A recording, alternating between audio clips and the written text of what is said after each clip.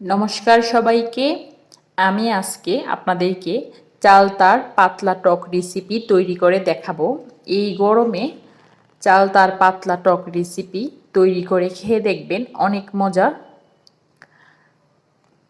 চালতার টক তৈরি করব, তাও আবার রাইস কুকারে।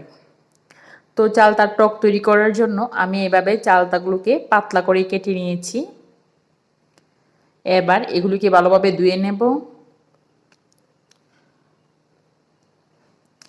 চেষ্টা করতেছি খুব সহজভাবেই আপনাদেরকে দেখানোর।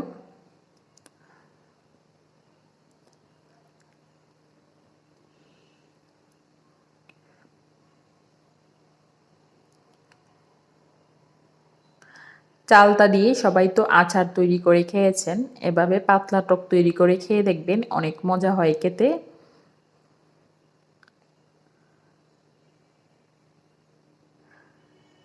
তো আমি চালতাগুলো কেটে ভালোভাবে ধুয়ে নিয়ে এবার রাইস কুকারে দিয়ে দিলাম।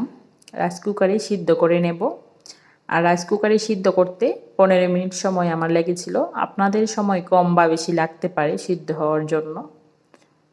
তো আমি 15 মিনিট ভালোভাবে সিদ্ধ করে নিয়েছিলাম চালতাগুলোকে।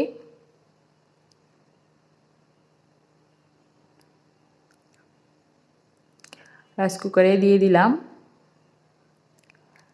এবার এটাকে দেখে দিচ্ছি। 10 থেকে 15 মিনিট পর দেখুন চালতাগুলো ভালোভাবে সিদ্ধ হয়ে এসেছে। এবার এর মধ্যে দিয়ে দেব 1 চামচ পরিমাণ হলুদ। হলুদটা দিয়ে দেব শুধুমাত্র কালারের জন্য। এটা আরও কমও দিতে পারেন, এতে কোনো সমস্যা নাই। আধা চামচ দিলেও হবে। আমি একটু বেশি পরিমাণে করেছিলাম, এই জন্য আমি 1 চামচ পরিমাণ হলুদ ব্যবহার করেছি। আর দিয়ে দিচ্ছি স্বাদ মতো লবণ। এবার চালতাগুলোকে একটা কাঁড়ির মধ্যে জলটা জড়িয়ে নিয়েছি আর ঠান্ডা করে নিয়েছি। ঠান্ডা করে নিয়ে এভাবে পাটা শিলে চেঁচে নিচ্ছি।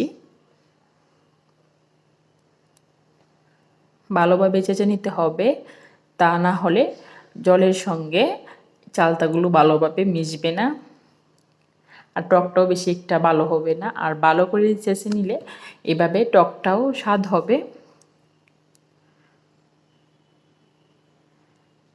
আর আমি যে জলে চালতাটা সিদ্ধ করে নিয়েছিলাম, জলটা ফেলে দিইনি, জলটাও রেখেছি আবার ব্যবহার করার জন্য।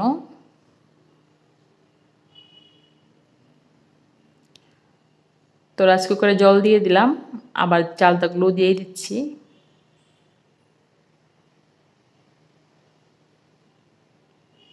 এবার ফোড়ন দিয়ে দেব। তো ফোড়ন দেওয়ার জন্য আমি এখানে 3 থেকে 4টি শুকনো লঙ্কা নিয়েছি আর নিয়েছি কয়েকটি তেজপাতা। দিয়ে দেব 3 টেবিল চামচ পরিমাণ সয়াবিন তেল। আর এর মধ্যে দিয়ে দেব গোটা শস্য। তো সবগুলো উপকরণ দিয়ে ভালোভাবে 2 থেকে 3 মিনিট উপকরণগুলো ভেজে নিয়ে এবার দিয়ে দিলাম টকের মধ্যে। আমি আবারও বলছি, আমি যে জলে চালতাগুলো সিদ্ধ করে নিয়েছি সেই জলটাতেই আবার চালতাগুলো দিয়ে দিয়েছি। আমি এখানে এক্সট্রা কোনো জল ব্যবহার করিনি।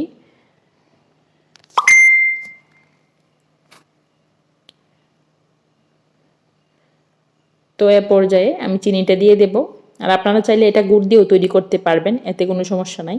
চিনির পরিমাণটা একটু বেশি লাগে। আমি এখানে প্রায় আধা কেজি চিনি ব্যবহার করেছি।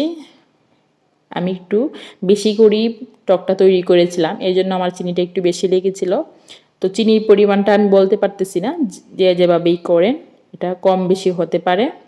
টকের পরিমাণ বুঝে চিনির পরিমাণটা হতে পারে।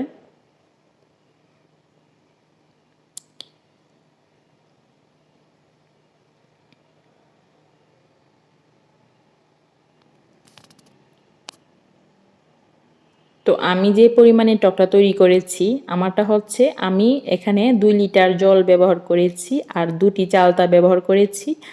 আর প্রায় আধা কেজির মতো চিনি লেগে গিয়েছিল, মানে চালতাগুলো বেশি পরিমাণে টক ছিল। তো তৈরি হয়ে গেল মজাদার চালতার পাতলা টক। আশা করছি আমার এই ভিডিওটি আপনাদের কাছে ভালো লাগবে। আর যদি ভালো লেগে থাকে অবশ্যই আমার ভিডিওটিতে একটি লাইক দিয়ে যাবেন। ধন্যবাদ সবাইকে, সবাই ভালো থাকবেন।